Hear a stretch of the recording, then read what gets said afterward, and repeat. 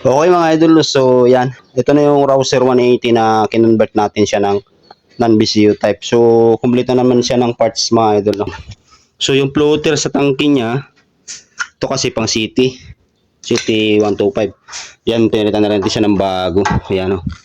Tapos, yung handle switch niya, ayan, non-BCU din, no? Papalitan na rin natin siya.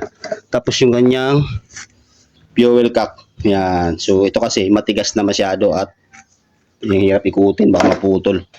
Okay. Tapos dito, nilinis na lang natin yung mga socket. So, mamaya tingnan na lang natin kung ano yung kakalabasan, no? Yan. Okay. Tapos, wawiringan na lang natin yung kanyang busina. Kailangan na natin ng relay. So, mamaya mga idol, papakita ko sa inyo. Alright. So, yan mga idol, no? Tapos na yung project natin. Yan. So, yan. Nabuo na natin siya. Yan, ito yung Rouser 180 na BCU type. Ginawa natin yung non-BCU, no?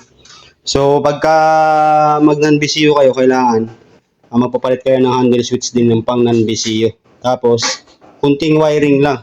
So, ito na yung under niya. Pandarin natin. O nga pala mga idol, no?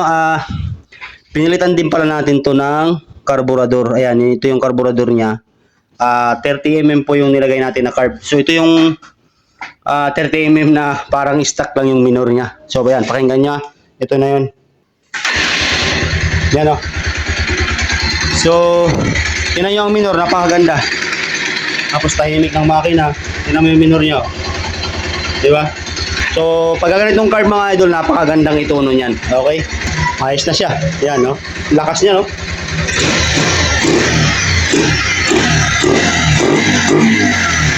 So, napakalakas. Okay, so gana na rin lahat yan. Signal light. Okay na yan, mga signal light niya. Kaliwa kanan. Tapos, headlight. Lahat yan, high and low. Yan, passing. Tapos, busina. Lakas, no? Tapos, brake light. Yan, okay na rin, no?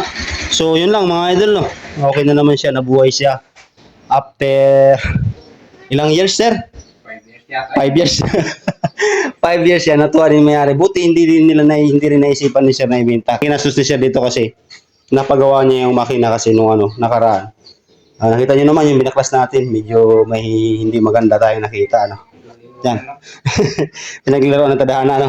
Ayan. Tapos ito bagong tangke. So sa tangke pa lang mga idol, no, pag wala kang panggastos, sa tangke pa lang mamumunubi ka na. May higit 10,000. Yan. So, gusto kasing buhayin ni Sir yung motor niya eh. Pero okay naman.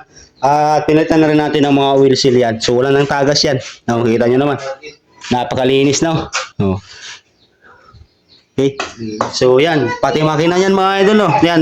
Halos wala kayong makitang gasket maker. May gasket maker yan pero hindi siya makalat tingnan. Okay, kasi normal naman nagagamit tayo ng gasket maker kasi hindi naman naiiwasan na may tagas talaga. Pero tayo, nililinis kasi natin pagkatapos nating maglagay ng gasket maker, nililinis talaga natin para malinis tingnan, hindi yung pakalat-kalat. Pangit kasi pag pakalat-kalat eh. Ayan, so yun lang mga idol, maraming salamat, no. At sana nakabigay ng idea dun sa iba. Alright, so Rouser 180 na non-BCU, tapos ngayon non-BCU na siya. Okay, so hindi na mo problema sa mga ilaw-ilaw. Alright.